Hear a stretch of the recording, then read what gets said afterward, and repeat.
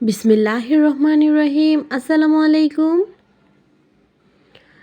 Fashion designer Halima চ্যানেলে আপনাদের সবাইকে জানাচ্ছি স্বাগত। কাছে এবং দূরে, দেশ এবং দেশের বাইরে থেকে যারা আজকে আমার ভিডিওটি দেখছেন, আশা করছি আল্লাহর অসীম রহমতে আপনারা ভালো আছেন।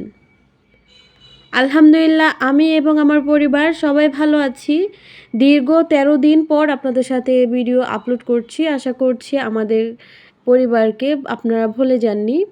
আশা করছি প্রতিদিনের মতো আজকের ভিডিওটিও আপনাদের ভালো লাগবে।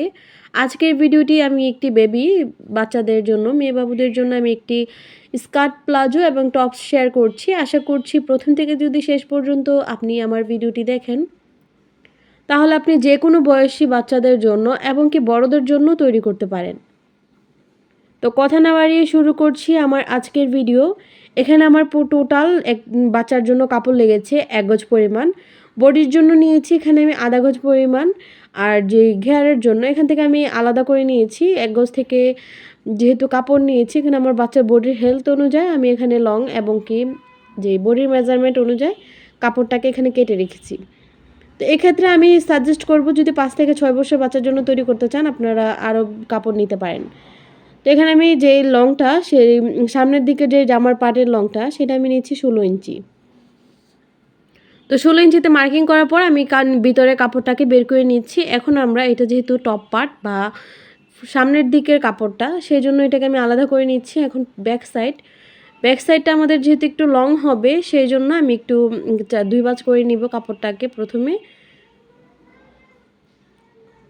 তারপর আমি এই কাপড়টাকে ওই কাপড়টার উপরে রেখে সমান করে নেবেন অবশ্যই, না হলে বডির মেজারমেন্ট এবড়ো থেবড়ো হতে পারে। আমি এখানে কাপড় ব্যবহার করেছি 3.5 হাত বহরের কাপড়। আপনারা চাইলে 3 হাত বহরের কাপড় দিয়েও নিলে হবে। আমি আজকে জামাটা তৈরি করছি 4 থেকে 5 বছরের বাচ্চার জন্য। আপনারা এনিথিং বয়সের বাচ্চাদের জন্য তৈরি করতে পারেন। যে পিছন সাইডের যে জামার লংটা, আমি যেহেতু সামনেটা নিয়েছি 16 ইঞ্চি, ব্যাক পার্ট বা পিছন পাশের যে জামার ঝোলটা বা লংটা, সেটা নিচ্ছি আমি এখানে 21 ইঞ্চি। এখানে কিন্তু আমি সেলাই সহকারে নিচ্ছি। আর উপর থেকে আমি এভাবে একটু 20 ইঞ্চির দিকে রাউন্ড করে দিচ্ছি। আর 1 ইঞ্চির মতো আমি এভাবে প্রত্যেকটা এভাবে একটু রাউন্ড করে দিব।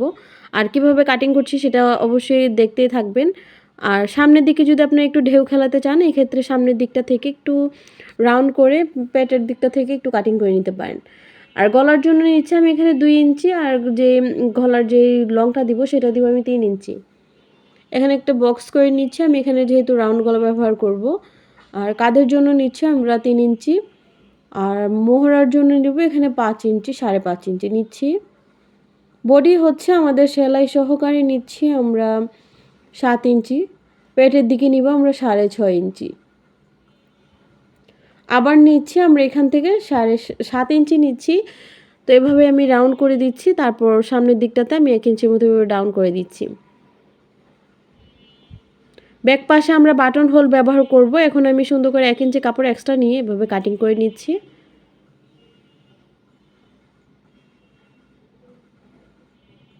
আমাদের জামাটা কিন্তু কাটিং করা কমপ্লিট। এটা সেলানোর পর আপনাদেরকে ফাইনাল লুকটা দেখানো হবে। এখন যে হাতা মোহরার সাইড থেকে আমাদের কাপড়টা বেঁচে গিয়েছিল, এখান থেকে আমরা এখন গলার পট্টি কেটে নিচ্ছি। এখন আমরা স্কার্ট প্লাজোটা কাটিং করতে চলে যাব। এখানে 2 ভাঁজ করে আমি এটাকে 4 ভাঁজ করে নিচ্ছি। অবশ্যই এটা আমি ট্রায়াঙ্গেল ভাবে ভাঁজটা করে নিয়েছি।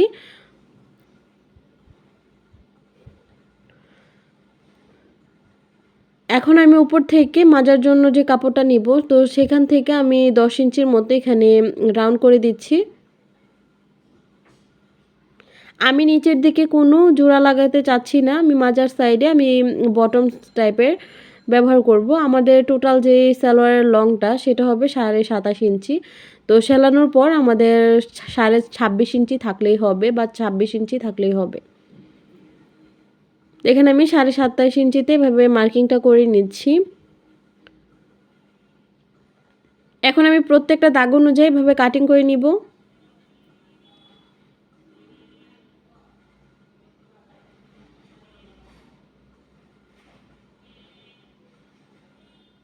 এটা হচ্ছে আমাদের ২ টা পায়ের কাপড় কিন্তু কাটা কমপ্লিট। এখন আমি যে হাইয়ের দিকটা সেটা কাটিং করে নিব। তো আমাদের টোটাল যে সালোয়ারের লংটা সেটা হবে ২৩ ইঞ্চি। এখন আমি এটা মার্কিং করে নিচ্ছি। তো এখান ৬ ইঞ্চি আমি উপরে রেখে তারপর এভাবে ১২ ইঞ্চির মতো আমি হাইয়ের যে লংটা সেটা দিচ্ছি। বাচ্চাদের ক্ষেত্রে হাইয়ের যে লংটা বা মাঝখান দিয়ে যে ফাড়া অংশগুলো থাকে সেগুলোকে আমি ১২ ইঞ্চি প্রেফার করি। এখন আমি যে মাজার সাইডের যে বেল্টের অংশটা সেটা আপনাদেরকে মেপে দেখাচ্ছি। এখানে ১৬.৫ ইঞ্চি আছে আর যে পাশটা আছে সেটা আছে এখানে ৬.৫ ইঞ্চি। এই যে আমি এভাবে কিন্তু এখানে জয়েনিংটা করে নিব। আমি এখানে ২ টা সালোয়ারের পায়ের দিকের জন্য ২ টা কাপড় নিয়েছি। এখন আমি যে বডির সাথে যেই বক্রমগুলো বা হাতার সাইডে যে লেস টাইপের একটু বের করব, তো সেইজন্য এখান থেকে আমি প্রিন্টেড কাপড়টাই দিচ্ছি। আপনারা চাইলে কিন্তু এখানে এক কালার কাপড় দিয়েও সুন্দর করে ডিজাইনটা কমপ্লিট করতে পারেন। তো এভাবে আড়াআড়িভাবে যদি কাপড় কাটি এক্ষেত্রে আমাদের পুরোটা হাতাতে কভার করতে খুব ইজি হবে। এখন আমি সামনের পাশে এভাবে গলার পট্টি লাগিয়ে নিচ্ছি। সেমভাবে আমি পিছন পাশে বাটন হোলটাও লাগিয়ে নিব।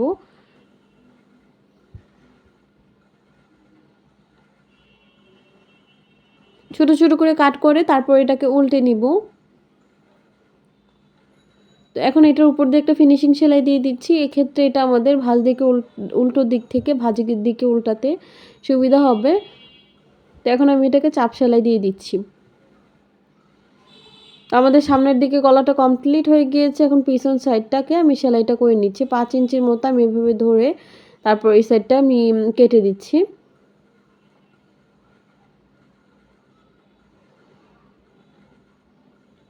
তো এখন আমি বক্রমটার মতো যে আমরা এখানে যদি আমরা বক্রম ব্যবহার করতাম তো বাচ্চারা ব্যথা পেত, সেই জন্য আমি এখানে কাপড় দিয়ে এখানে কাভারটা করছি। আপনারা চাইলে এখানে কিন্তু বড়দের জন্য তৈরি করলে এখানে বক্রমটা ব্যবহার করতে পারেন।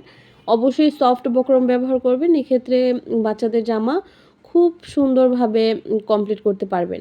তো আমি এখানে কাপড় দিয়ে পুরোটা যে বাটন হোল সেটা কমপ্লিট করছি।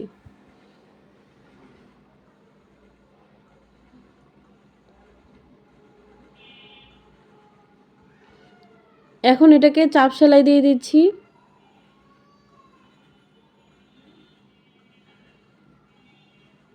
এভাবে চাপ সেলাই দিয়ে আমরা এই সাইড থেকে এটাকে আবার ঘুরিয়ে আবার উপর দিকে নিয়ে যাব।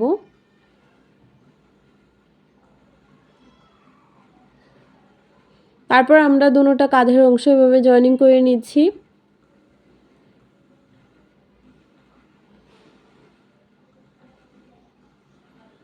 সেমভাবে আমি দুই পাশ এভাবে জয়েনিং করে নিয়েছি। জয়েনিং করার পর আমরা এখন হাতার যে সাইডের অংশগুলো সেগুলোতে চিকন করে পাইপিংয়ের মতো ব্যবহার করব।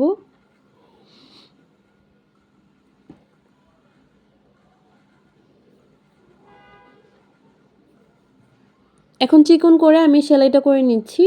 কাপড়টাকে ২ ভাঁজ করে আমি টেনে টেনে হাতার দিকে পুরোটা হাতাতে কমপ্লিট করছি। সেমভাবে আমি দোনো সাইডের হাতাতে কিন্তু আমি একইভাবে কমপ্লিট করব। এখন আমি এটাকে চিকন করে এভাবে পাইপিংয়ের মতো একটু একটু করে বের করব। এক্ষেত্রে যদি আপনারা চাইলে সবুজ কালারের কাপড় দিতে পারেন। আপনার জামার প্রিন্টের সাথে মিল রেখে অবশ্যই দেওয়ার চেষ্টা করবেন, এক্ষেত্রে আরও ফুটে উঠবে। এখানে আমি এভাবে যে এক কালার কাপড় সেটা দিয়ে আমি এখানে করছি। আমার জামার প্রিন্টের সাথে কাপড়টা মিল রেখে মিল কাপড়টা দিয়ে আমি করছি।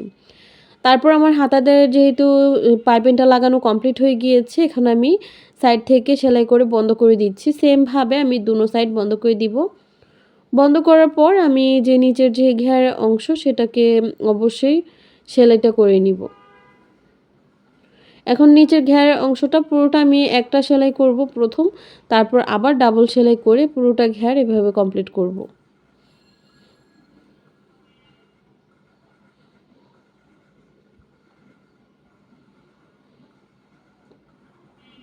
তো সেলাইগুলো কিন্তু আমার একদম চিকন চিকন করে দেওয়ার চেষ্টা করছি। আপনারা চাইলে কিন্তু এর থেকে চিকনও দিতে পারেন। তো আমাদের উপরে ফতুয়াটা কিন্তু কমপ্লিট হয়ে গিয়েছে। এখন আমি যে নিচের প্লাজোটা কমপ্লিট করব। তো প্লাজোর এক পা নিয়েছি আমরা পায়ের অংশ। এক পায়ের অংশ থেকে আমরা এখন যে মাজারা কাপড় আমরা যেহেতু এটাকে ২ ভাগ করেছি, তো ২ ভাগ করার পর আমি এক ভাগ আমি এখানে লাগাচ্ছি। এক পায়ের দিকে আমরা অংশতে লাগিয়ে তারপর একটু নখ দিয়ে প্রেস করে নিচ্ছি। তো আরেক সাইডেও আমরা সেমভাবে বেল্টের কাপড়টা লাগিয়ে নিচ্ছি, যে সেটা আমরা 6.5 ইঞ্চিতে আমরা বেল্টের কাপড়টা লাগাচ্ছি। তো এখন আমি দুনোটা হাইয়ের দিক বন্ধ করে নিব, একটার উপর আরেকটা ভাঁজ দিকে রেখে এখন সালোয়ারের যে হাইয়ের অংশ সেগুলোকে বন্ধ করে দিচ্ছি। সেমভাবে আমি দুনোটা বন্ধ করে নিয়েছি। এখন আমি যে সালোয়ারের যে মাঝখানের সেলাইটা সেটা দিয়ে একদম সালোয়ারটা বন্ধ করে দিচ্ছি। আমরা এখানে কোনো কলি ব্যবহার করিনি। এখন আমি দুনোটা পায়ের যে ঘেরের অংশ সেগুলোকে চিকন চিকন করে সেলাইটা করে নিব। একবার সেলাই করার পর আমি আবার আরেকবার সেলাইটা করে নিচ্ছি। সেমভাবে আমি সালোয়ারের দুনোটা অংশ কমপ্লিট করব।